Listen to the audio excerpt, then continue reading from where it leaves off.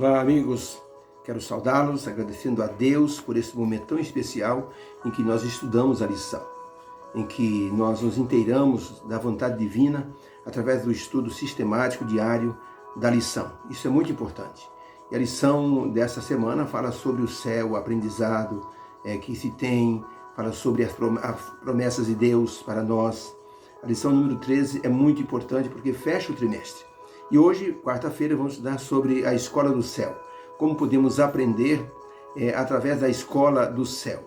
Quando falamos ao mundo que nós temos aprendido na escola de Deus a respeito de morarmos no céu e depois da nova terra, muitos escarnecem.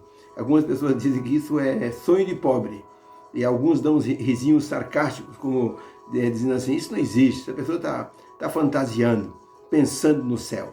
Mas o nosso sonho de morar no céu tem que ser do tamanho da nossa fé. Quando pensamos em morar no céu, nós então falamos no céu. Se não falamos no céu é porque não queremos ir para lá. Se não falamos é porque não cremos de verdade e não temos coragem de admitir que nós não cremos. E assim falamos pouco a respeito do céu. Quando a pessoa vai viajar, a pessoa fala constantemente naquele lugar que vai, nas coisas que tem lá, e a pessoa comenta sobre as belezas, sobre os momentos que vão passar lá. E quando a pessoa volta e foi bom, a pessoa diz, olha, ano que vem eu vou de novo naquele local. Assim, nós se falamos no céu, é porque queremos ir para o céu. Sendo assim, quem conhece a revelação divina e não crê nessa revelação é pior do que um ateu. A pessoa conhece o que Deus falou, a esperança que Deus colocou em nosso coração, e a pessoa não crê é pior do que um ateu, porque o ateu não crê em nada, o ateu simplesmente ignora tudo. Mas uma pessoa que se diz cristã, que lê a palavra de Deus e lê aquilo que Deus promete e não crê, é pior do que um ateu. Veja, por exemplo, o que é um ateu. Na França, na corte do rei Luís XV, era costume fazer festas todo final de semana. Havia sempre muitos convidados que estavam ali, a aristocracia, a alta sociedade estava sempre presente nessas festas, né? Um filósofo que sempre estava presente, ele se gabava dos seus conhecimentos. E uma vez, diante do rei, ele disse assim, parece que eu sou o único nesta sala, ou nesse palácio, que não crê em Deus. Quando ele falou isso, deu uma risadinha sarcástica. A princesa que estava presente, vendo a arrogância do filósofo, disse assim, na verdade, meu amigo filósofo, o senhor professor não é o único aqui no palácio que não crê em Deus. Ele disse, então tem outros também? Puxa, quem são os outros? E então a moça, a princesa, disse, os outros que não creem em Deus são os burros e os cavalos que estão na estrebaria. O filósofo, tomado de surpresa, ele disse, mas assim, Vossa Majestade me ofende, me compara aos irracionais. A princesa disse, mas essa é a ideia, professor. Porque uma pessoa que vê tudo que acontece ao seu redor e ainda diz diante de todos que não crê em Deus, é mais tapado do que um jumento, é mais obtuso do que um cavalo. Por isso, eu acho que o Senhor se compara aos cavalos e aos jumentos que estão na estrebaria. O filósofo, envergonhado, retirou-se da festa sem contestar os argumentos da princesa. Se falamos sobre o céu, é porque cremos nele como o sonho mais dourado da nossa vida cristã. E além de tudo, aprovado pela divindade, mostrado na palavra de Deus e confirmado pelo Senhor Jesus Cristo ao dizer, vou preparar-vos lugar. Falando em sonhos, veja os grandes homens desse mundo e os sonhos que tiveram. Sonhos que foram considerados loucura pelas pessoas do tempo dele. Veja só, Cristóvão Colombo, por exemplo, falando de sua convicção de que o mundo era redondo, quando toda a ciência da época dizia o mundo é quadrado, e Cristóvão Colombo dizia o mundo é redondo. Recebeu escárnios, gozações dos que não lhe davam ouvidos, e entre os próprios tripulantes das naus, dos navios que saíram para descobrir novas terras, havia quem não acreditasse no próprio chefe. Havia marinheiros e pessoas que estavam ajudando que não acreditavam no que Cristóvão Colombo estava dizendo, né? Que o mundo era redondo. Para eles o mundo era quadrado e no final da linha do horizonte qualquer navio que chegasse despencava para o abismo. Cristóvão Colombo disse: o mundo é redondo, eu vou provar isso. E ele saiu então numa viagem de descobertas. Tá? Ele continuou no seu caminho, um tanto obscuro, e deu a todos o novo mundo. As terras descobertas foram chamadas de Novo Mundo. Ele foi chamado depois na corte para que ele pudesse então receber ali uma condecoração por suas descobertas. Stephenson, o inventor da aplicação do vapor, foi escarnecido diante de todos, sendo até considerado louco, mas ele tinha um sonho. É possível criar força para movimentar um barco ou um navio através do vapor. E ele foi, na verdade, o revolucionário inventor da aviação marítima e facilitou o intercâmbio mundial. Fulton, o inventor do navio a vapor, foi, assim, objeto de zombaria, que os navios só velejavam com a força do vento, e veio esse homem dizendo assim: eu inventei um motor a vapor, que ele gera vapor, e com esse vapor impulsiona a hélice e o navio, então, o barco consegue andar. Foi escarnecido assim, pelas pessoas do seu tempo, foi objeto de zombaria, mas ele prosseguiu perseverante. E ele então fez com que navios pudessem assim fingrar as águas, cruzar os mares com mais rapidez. Bartolomeu de Gusmão, por exemplo, ele previu a aviação e conseguiu levantar-se num aerostato, um projeto de avião. E assim ele fechou a boca de todo mundo que escarnecia dele. É impossível voar, você vai se matar. Mas esse homem, Bartolomeu de Gusmão, fez o primeiro protótipo do avião, chamado de aerostato, e levantou o voo poucos metros do chão. Depois veio o Santos Dumont, conseguiu colocar freios num aeroplano, porque o problema era subir e depois descer. Como é que essa coisa ia parar? O Santos Dumont conseguiu inventar freios para o aeroplano, que ele foi chamado de aeroplano, o primeiro avião. Ele conseguiu dar 3 voltas em torno da Torre Eiffel com o seu modelo 14 bis. E ninguém acreditava nele, mas ele acreditava em si mesmo.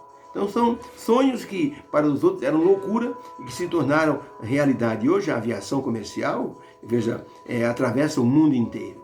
As promessas divinas nos dão fé, esperança, coragem para continuarmos firmes em nossos sonhos, de um dia estarmos no céu.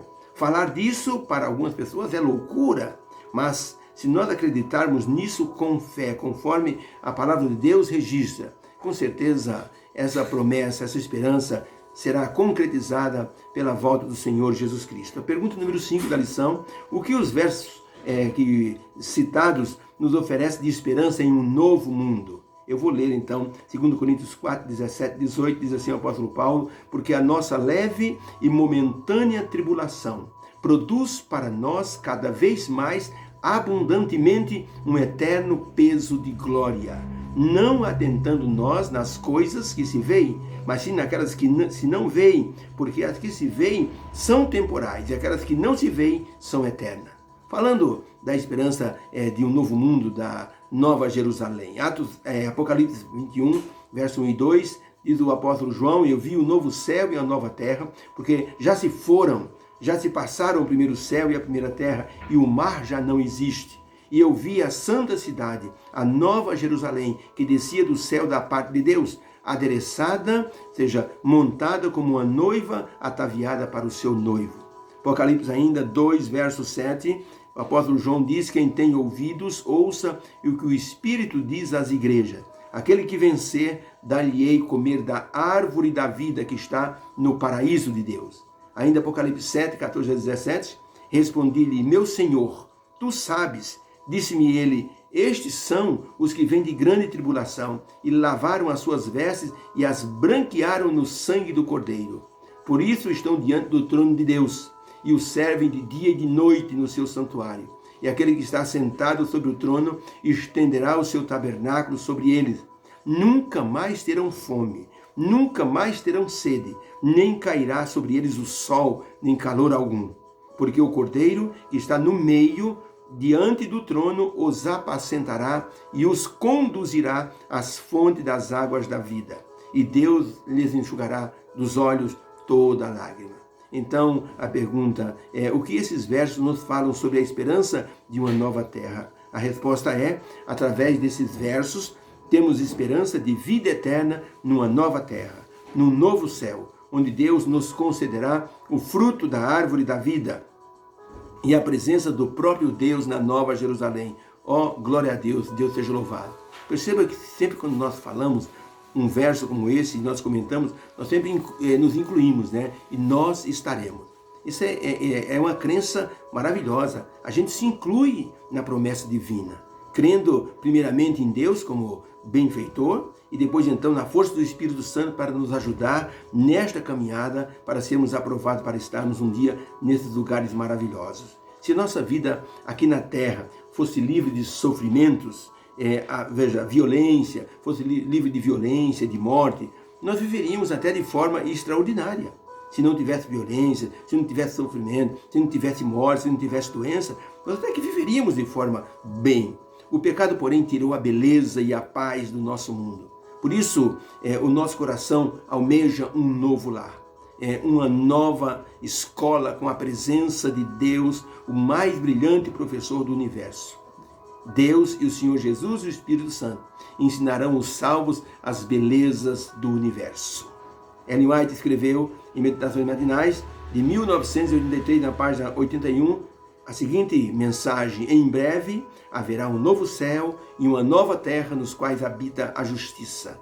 O Senhor me instruiu de que nossas faculdades físicas e mentais irão, sob a guia do Espírito Santo, ser preparadas para levar avante a obra em toda pureza, toda bondade, sem um traço da ciência de Satanás, introduzida para danificar o padrão que Cristo nos deu. Interessante esse comentário de Ellen White. O Senhor Deus vai criar um novo céu e uma nova terra, e então ele vai então colocar os seus filhos, e nessa terra as faculdades intelectuais, físicas e mentais irão, sob a guia do Espírito Santo, serem preparadas para levar avante a obra em toda a pureza. Então o ser humano vai alcançar um grau de conhecimento, um grau assim de beleza mental, de captação mental, que se igualará aos anjos, serão iguais aos anjos, em conhecimento, em percepção das coisas. E então Deus vai substituir a natureza danificada pelo pecado produzido por Satanás. Jesus disse: eu sou o caminho. Ele é a passagem para o céu. Jesus Cristo é o bilhete de ingresso, gratuito. Mas se você não receber esse ingresso aqui nesta vida, aceitando Jesus, aceitando o seu sacrifício, tenha certeza que não entrará no reino do céu. Quando alguns missionários chegaram nas muralhas da China, os portões estavam fechados. Há um pequeno guichê e a pessoa apresenta a identidade, eles checam a identidade por um computador e então permite a entrada das pessoas. Interessante, né? A nossa identificação está ligada à pessoa do Senhor Jesus Cristo para entrarmos no céu. Para entrar no céu você tem que estar aprovado, pois o bilhete não é físico. O bilhete é espiritual, é dentro do coração, é a aceitação do Senhor Jesus Cristo. Ao morrer na cruz, Jesus Cristo deu chance para que todo ser humano que aceite o seu sacrifício tenha condições de, através da força do Espírito Santo, preparar-se para o céu. E preparar-se é modificar o caráter, modificar atitudes e hábitos através da ajuda do Espírito Santo. Como diz o apóstolo Paulo, o meu Deus completará a obra que começou em vós, até que ele venha. Que Deus abençoe. Que possamos nos preparar através da presença do Espírito Santo. Primeiro começa com a nossa aceitação. Que Deus nos abençoe para vencermos o pecado, pelo poder de Deus, pela força do Espírito Santo. Vamos rejeitando aquilo que não é bom, para que o nosso corpo, para que a nossa mente se adapte à realidade do céu que vai existir um dia. Que o Senhor te abençoe. Que essa esperança esteja em seu coração. Obrigado por sua atenção e até o próximo dia de estudo. Que Deus abençoe você. Amém.